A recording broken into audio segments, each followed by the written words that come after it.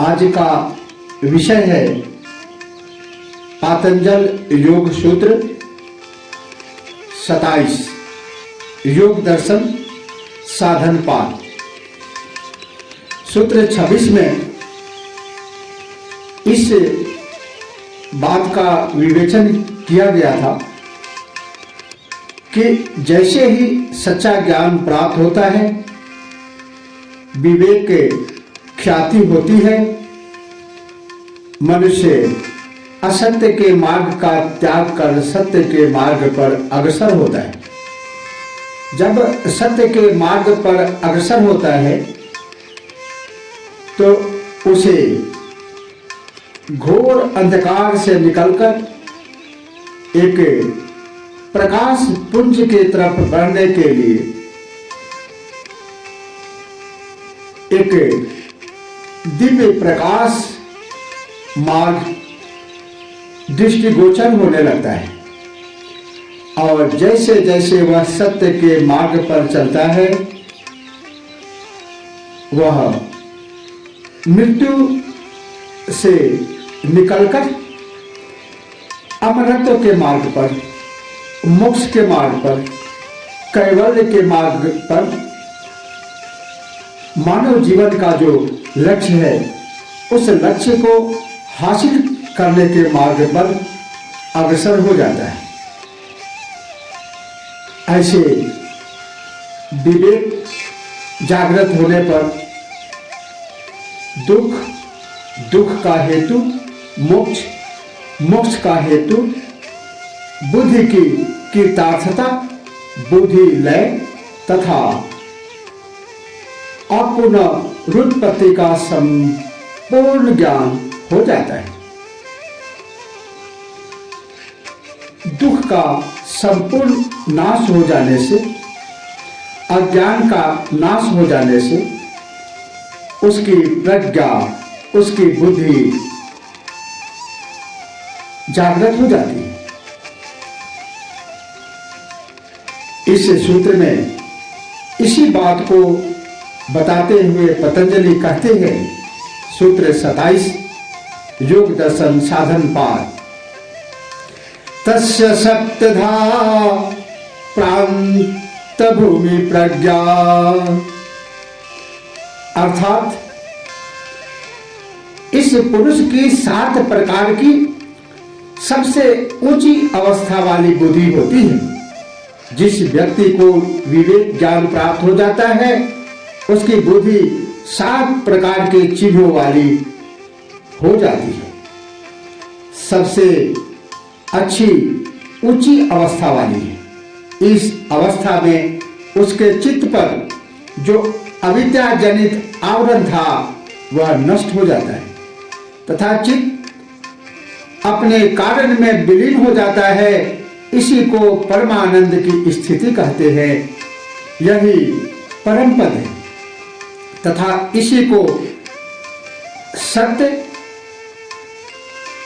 को उपलब्ध होना कहते हैं। उसके जीवन में सत्य आ गया, सत्य उपलब्ध हो गया और यही योग है और यही योग का उद्देश्य भी है।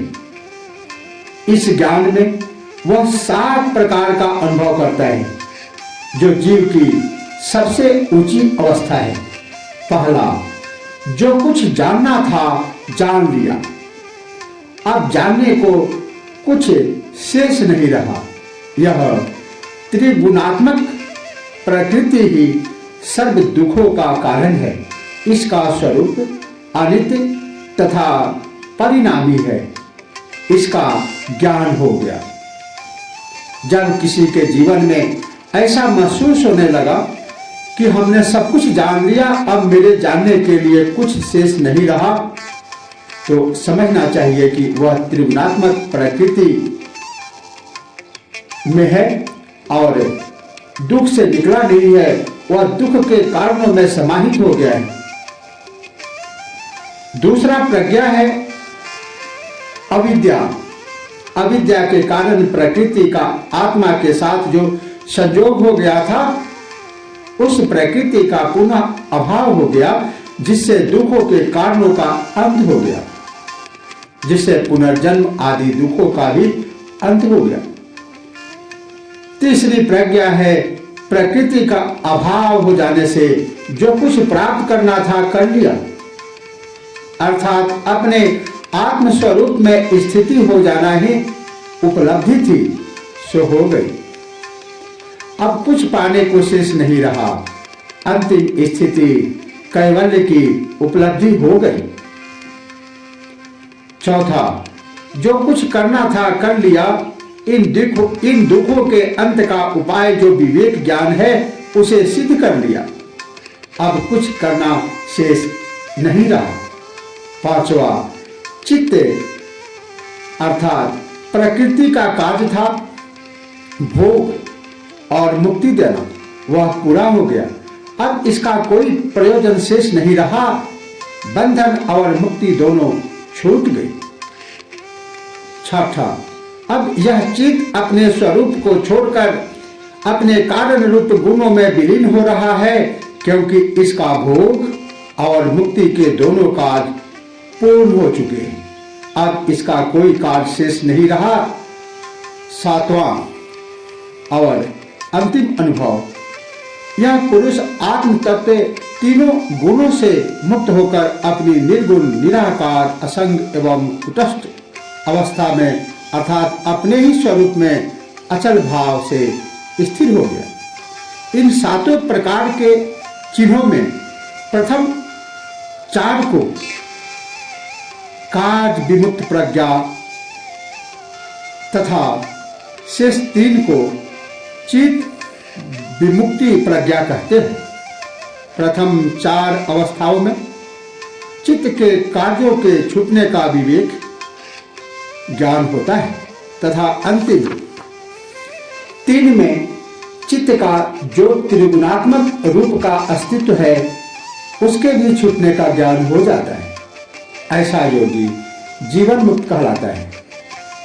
चित्त जब अपने कारण में विलीन हो जाता है तो उसे विदेह मुक्त कहते हैं। महर्षि पतंजलि ने इस सूत्र में प्रज्ञा तस्य सप्तधा प्रांत भूमि प्रज्ञा, उसके 7 प्रकार की जो प्रांत सबसे ऊंची अवस्था वाली बुद्धि प्रज्ञा है उसके बारे में बताया है कि जीवन मुक्त कौन है और विदेह मुक्त कौन है। और इसीलिए सूत्र 27 में कहा तस्य सप्तधा प्रांत भूमि प्रज्ञा। आज इतना ही, शेष अन्य सूत्र में अष्टांग योग का प्रसंग।